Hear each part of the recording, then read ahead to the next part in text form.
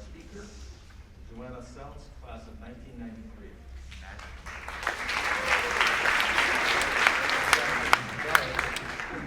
If there is such a thing as a recipe for success, today's speaker certainly knows the ingredients.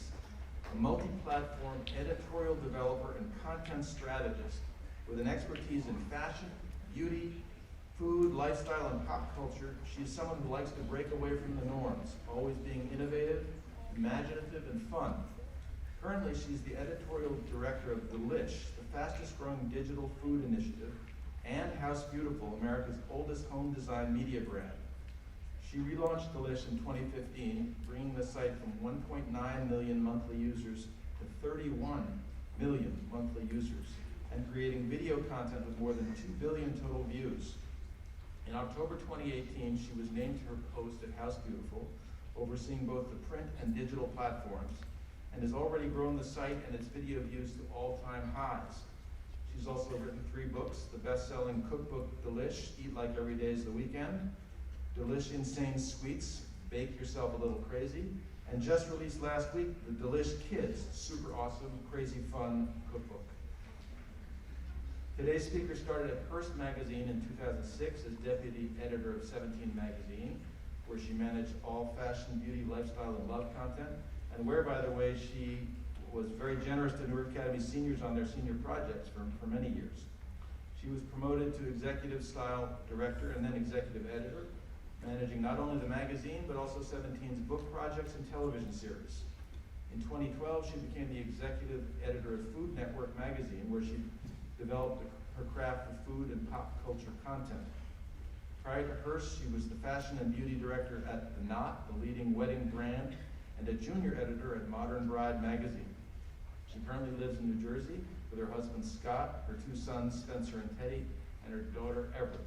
Please join me in welcoming Joanna Saltz, NA class of 1990.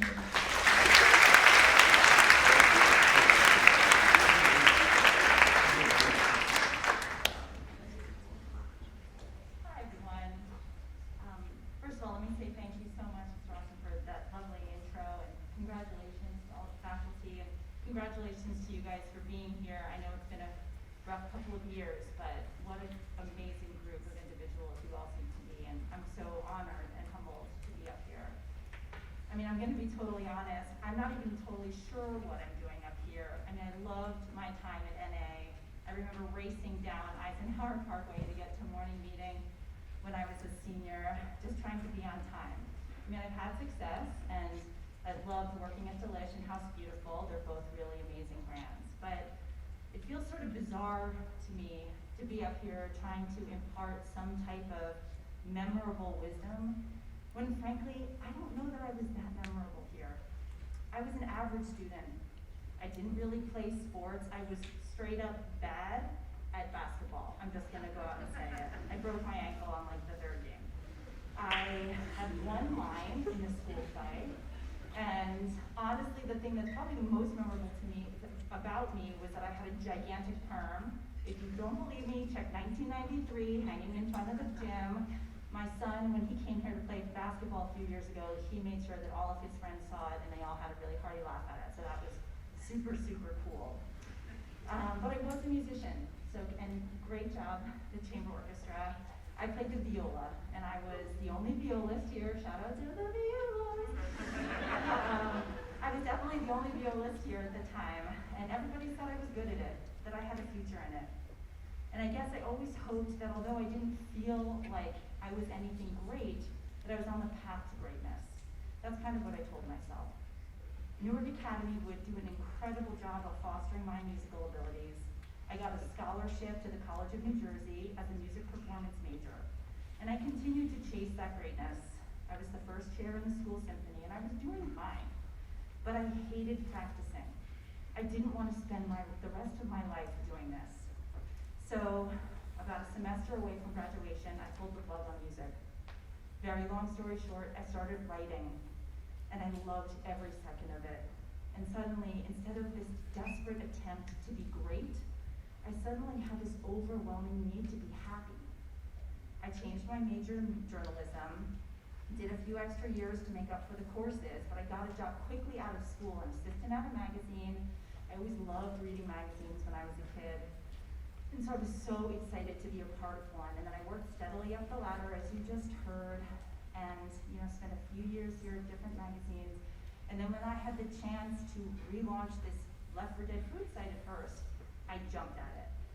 And then a home design magazine brand called House Beautiful came my way as well. And honestly, I have to say, I have loved every single job I've ever had, and I have never dreaded getting up in the morning to do my job.